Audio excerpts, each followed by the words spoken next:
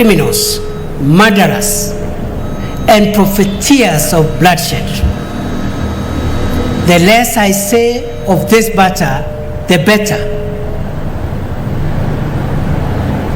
Finally, we have witnessed increasing criminal activity within the city of Nairobi. A small group of criminals armed with knives and other weapons is terrorizing the citizens of this city, as well as a few other urban centers. Those boys who have dared the government and want to tell us that they can take over the city and make it a city of crime, we have also heard you, and therefore we are coming, effective immediately. We have taken measures already, as I have said, with regard to counter-terrorism. We have started taking measures already, which we cannot announce, on the response to bandits and banditry. And we have taken measures to deal with the emerging crime trend in Nairobi. In this regard, the leadership and the command of the police has changed the command of the Nairobi City police deployment, effective immediately.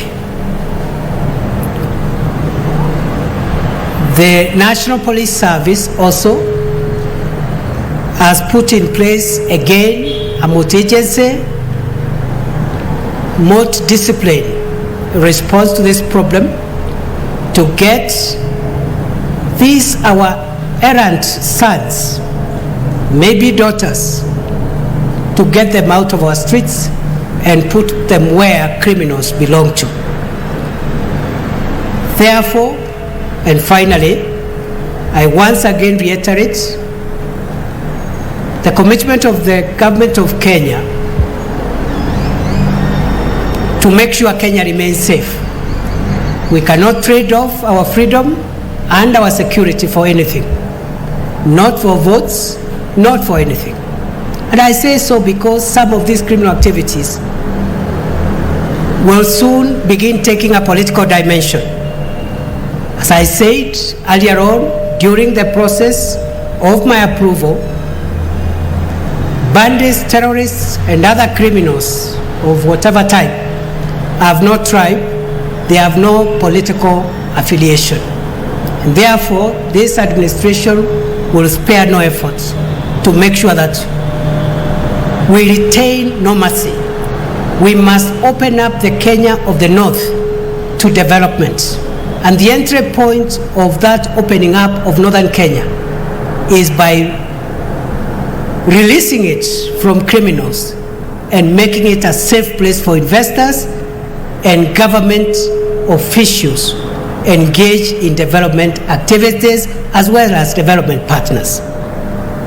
Therefore, I want to assure the country we remain seized of this matter, and I want to assure our officers who are in charge of the various formations related to internal security.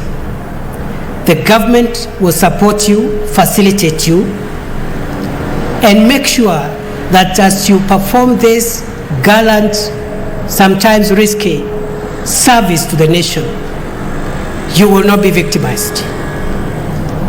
The few cases that might arise of unlawful use of weapons will be handled in the normal way.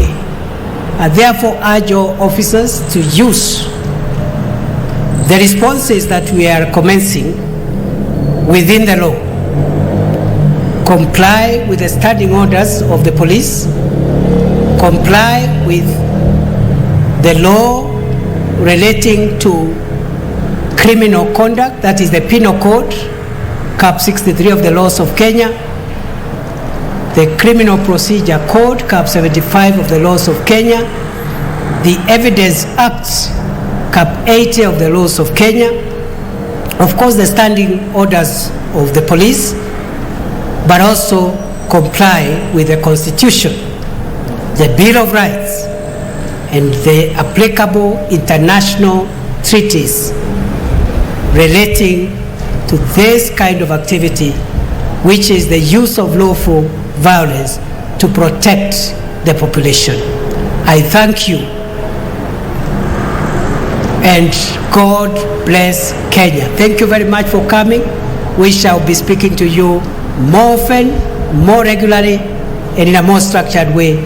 I am afraid I am unable to take the questions, but we will engage shortly.